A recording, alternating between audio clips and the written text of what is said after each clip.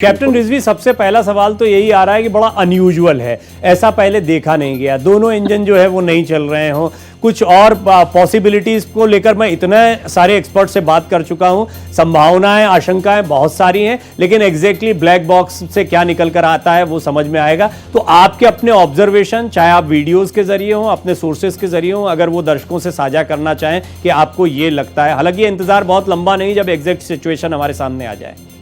देखिए, premiere face देखने से ये लग रहा है कि जो पायलट ने जब रोल कर रहा था एयरक्राफ्ट टेक ऑफ के लिए, और जैसे ही एयरबोर्न का जमीन छोड़ता है, रनवे छोड़ता है, उसके बाद ही कुछ सेकंडों के बाद जो है एयर ट्रैफिक कंट्रोल का मैसेज आता है कैप्टन सफरवाल का। बहुत ही सीनियर पायलट हैं और लाइन इंस्ट्रक्टर भी थे जहाज की वो, और उनका जाता है मेडे मेडे, यानी कि खतरे में है, खतरे में है। और उसके बाद भी 2 वर्ड और उन्होंने बोले थे कि नो थ्रस्ट, नो, उन्होंने वर्ड स्मॉल कहा था, mayday mayday, no thrust, no lift. ये शब्द सिर्फ बोले, उसके बाद साइलेंट हो गए।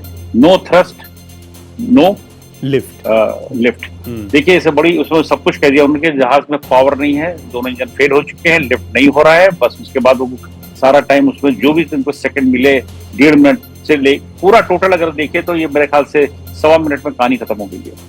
तो उसको कंट्रोल करने में, जहाज को लैंड करने में, लैंड क्या करने में, वो क्रैश लैंडिंग कैरिड आउट, वही हुआ जो आप लोग सबने देखा, हम लोगों ने देखा है। हमारा कुछ एंगल कल से अलग है और बड़ी कंट्रोवर्सी हो रही है, लोग मुझसे शिकायत भी कर रहे हैं, लेकिन मैं बोलूंगा। देखिए, स्विस बैंक के अंदर 10 लेयर के अंदर सिक्योरिटी होती है, वहां से पैसा निकाल लिया जाता है हैकर। उड़ते हुए ड्रोन को हम लोगों ने उतार लिया है, उसका कंट्रोल को हैक करके। ये शिकायत एक और भी एयरक्राफ्ट की पहले आ चुकी है। ये साहब, वो पूरा जितना इंस्ट्रूमेंट सिस्टम था वो कंप्यूटराइज था, उसको हैक कर लिया गया, तो पायलट को मैनुअली लैंड करना पड़ गया वहां से। ये शिकायत आ चुकी। और मैं रेगुलर पढ़ता रहता हूँ, अपडेट रखता हूँ चीज का।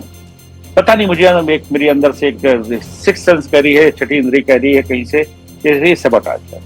और इसका जो फ्यूल सिस्टम है, जो देखिए इसके अंदर, जहाज के अंदर बहुत बड़ा जहाज है, इसके 1,35,000 लीटर इसके अंदर टैंक में फ्यूल आता है, और दोनों विंग के अंदर होता है। इसमें तीसरा एक फ्यूल टैंक है जो बीच में फ्यूजलाज के अंदर है, और वो फ्यूल मैनेजमेंट का काम करता है। यानी दोनों इंजन को रेगुलर फ्यूल जाए, बराबर से फ्यूल जाए, जितनी पायलट वहां से मांग रहा है, यानी कि थ्रॉटल बढ़ा रहा है तो कितना इंजन रोटेट कर रहा है, उसके हिसाब से फ्यूल मैनेजमेंट वो देखता है। उसी के नीचे बेड़ी के अंदर, फ्यूजलाज के नीचे उसका लीवर है, स्विच है, जहां से फ्यूल भरा भी जाता है, वहां से मैनेज किया जाता है, वहां से देखा जाता है कि कितना फ्यूल है टैंक के अंदर। उसका एक डिपार्टमेंट इंजीनियरिंग का होता है, वो उनका काम होता है, पायलट का काम होता है। वो लोग देखते हैं और जाके उसको चेक करते हैं। अब कहाँ पे सिक्योरिटी कंप्रोमाइज हुई है, कहाँ पे सेफ्टी कंप्रोमाइज हुई है, ये जांच का विषय है। ये सीवीआर और वो आपका एफडीआर जब खोले जाएंगे तो पता चलेगा कि क्या हुआ है। लेकिन एक एंगल ये आ रहा है कि हो सकता है कि जहाज का कंप्यूटर सिस्टम जो था वो हैक कर दिया गया। देखिए, ये रोल्स रॉयस के इंजन इसमें लगे हुए हैं। दुनिया के जितने भी एयरलाइनर हैं और उनके जो इंजन हैं, वो जब इंजन स्टार्ट करते हैं ग्राउंड के ऊपर, तभी वो अपनी फैक्ट्री से कनेक्ट हो जाते हैं। ध्यान से सुनिएगा मेरी बात। जी, सुन रहे हैं। जैसे ही इंजन स्टार्ट होते हैं वैसे ही वो कनेक्ट हो जाते हैं फैक्ट्री से। वो फैक्ट्री में बैठ करके उसका इंजन की परफॉर्मेंस से लेकर सब कुछ वो देख सकते हैं बैठ कर फैक्ट्री में। फैक्ट्री अमेरिका के अंदर है और एयरक्राफ्ट यहाँ पे इंडिया के अंदर खड़ा है एग्जाम। तो जब ये देखा जा सकता है सैटेलाइट के थ्रू, कहीं भी दुनिया कोने में इंजन, जहाज खड़ा वो इंजन लगाया, तो इसी तरह से वो हैक भी किया जा सकता है।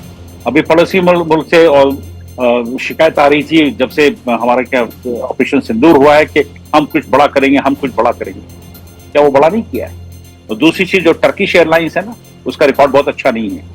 टर्की में एक गुट है बहुत बड़ा, उसको सादात के नाम से जाना जाता है, और उसका विषय ये है, उसका ऑब्जेक्ट ये है, वो एक एक्स मिलिट्री के कमांडो ने बनाया है। पहले बाप ने बनाई थी, अब बेटा उसको चला रहा है। प्राइवेट आर्मी है उसकी, अपनी पूरे फुल इक्विप्ड आर्मी है उसके। 5,000 सोल्जर उसने लीबिया में उतारे थे, और वही गुट ने, वो सरकार के इशारे पर चलता है, बल्कि उनके जो प्रेसिडेंट है उनका रिश्तेदार, वो कहा था पाकिस्तान के जरिए कश्मीर की आजादी के लिए हम भेजेंगे पाकिस्तान की सपोर्ट पे सादात को। ये वो टर्की है जिसकी यहाँ पर मेंटेनेंस के लिए इनको एयर इंडिया ने कॉन्ट्रैक्ट दिया हुआ है। मैं टर्किश एयरलाइंस की बात कर रहा हूँ।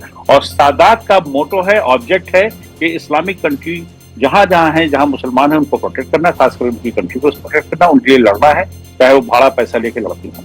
उनका सीरिया में भी डिप्लॉयमेंट था। तो मैं क्यों करेक्ट कर रहा हूँ कि ऐसा तो नहीं कि कहीं पे हमारे सिक्योरिटी लैब्स हों और वो उनका कोई ना कोई यहाँ से अभी गया नहीं है। टर्किश एयरलाइंस अभी भी मेंटेनेंस देख रही है, उनके लोग हैं यहाँ पर मौजूद। ऐसा नहीं हो सकता कि वो सादात का एजेंट हो, उसने कुछ किया हो, हैक कर दिया हो।